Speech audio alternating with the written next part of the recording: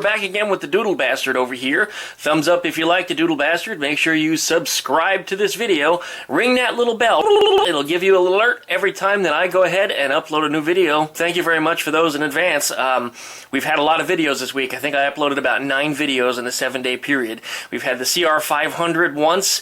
We've had the Eleanor, the 56 oval, at least twice, maybe even 3 times. I have to go back and look. And now we're doing the DoodleBastard. There's also been a couple other videos, so make sure you're subscribing to all my channels, not just Duckman Cycles, but also have a look at VV the Duck VV, which is my oldest channel, and also have a look at Skeeter the Duck if you'd like to see what's going on in Skeeter's little life. Well, anyway, I got the starter motor to this bike, so it was time to start repairing it. As we know, the teeth on the starter motor that was on this bike got all chewed up, and it was unknown why, but I know that it had been abused pretty heavily in the past, so when it blew up, it really wasn't much of a surprise, but it was just time to get another one.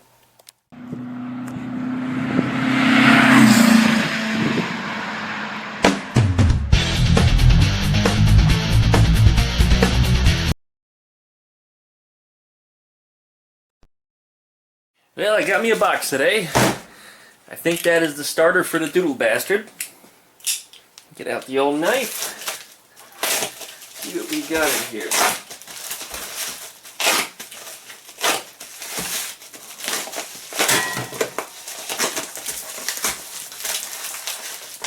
Now, thing's nuclear proof. I hope this is it.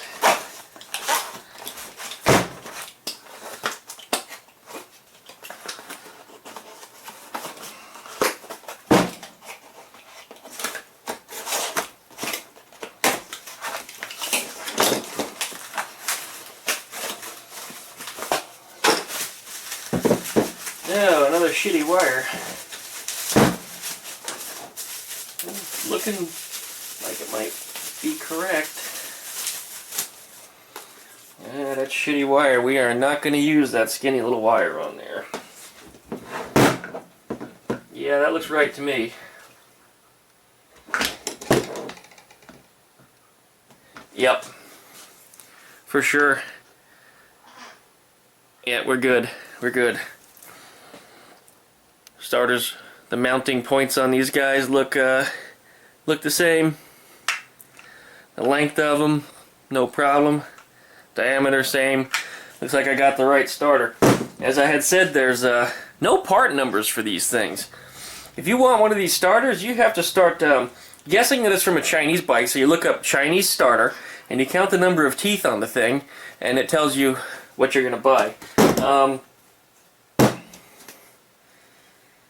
It has a much firmer twist to it too. That's interesting. A little more resistance in there. It doesn't feel like frictional. It feels like magnetic resistance. Maybe this starter is a little bit stronger than the other one. Wouldn't that be nice? That was one of the weak points on the other bike. Interesting. The sealing surfaces are a little different here. The O-ring is actually mounted a little closer to the starter on the new one. I don't think that's going to be a problem. I really don't. Alright, now we've got something to put together. So unfortunately today, while I was working on this bike, my action camera that I have decided to once again gobble up all of its audio. I actually ran a sound check and it worked just fine for the sound check.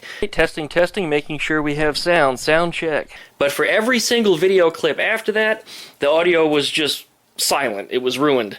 So, I mean, after putting several hours into this bike today, I was pretty pissed off to discover that all the video footage that I had was only good for, well, quite literally video, and there was no audio on it at all. Why the hell is it recording upside down? Fucking camera. But to give you a quick summary as to what I did, I took off the side plate that normally lives here and covers the chain. Then I removed the side cover, which covers the stator and the flywheel. Once I got that out, I looked inside of it, and I discovered that there was a lot of little pieces of shrapnel in there from the starter motor gear having been chewed up.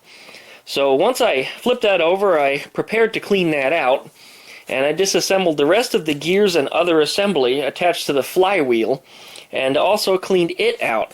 I discovered that because the flywheel was magnetic, it actually picked up a lot of the little pieces of metal that were coming off of the starter.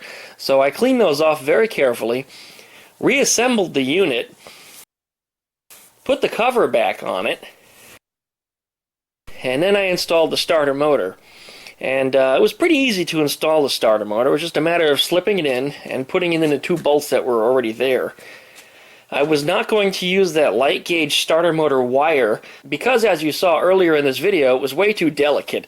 And in the last video it actually caught fire. So I made a heavier gauge wire which was attached to the solenoid, and now that it's much heavier gauge and it doesn't have to be very long, that means it can conduct more amperage without getting hot. So that was a very good purpose for that. Once we got that put all together, I started digging around in my junk, and just coincidentally happened to find a throttle shaft from an R6, and I found a throttle assembly that didn't have the throttle tube at all, and the R6 one with a little bit of dremeling fit inside of there. Using a cable that I just found laying in my junk, it was actually the right length, and it actually opens and closes that throttle.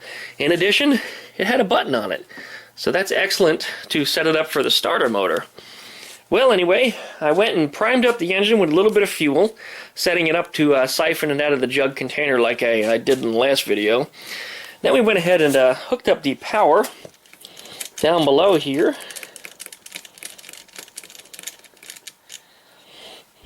And accidentally had a fire at one point because I shorted some of the wires together like an idiot.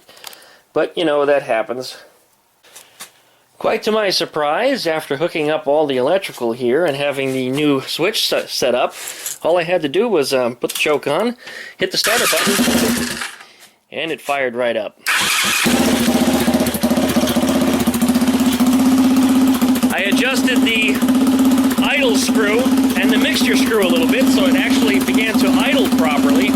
It's still a little off, it still needs a little bit of playing with, but it's there. It runs, and there's a damn roach in my garage. But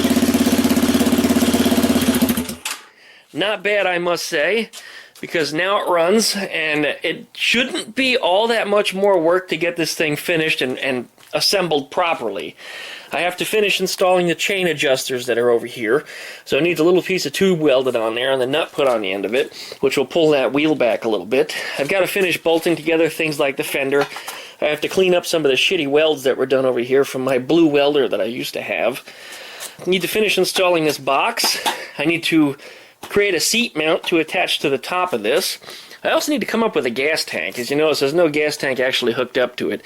Just a little bit of fuel that was still sitting in the carburetor bowl is what I used to get it started. I did put the second exhaust on it. Yes, this is a single cylinder, but it does have dual exhausts, which is the reason why this thing sounds so throaty.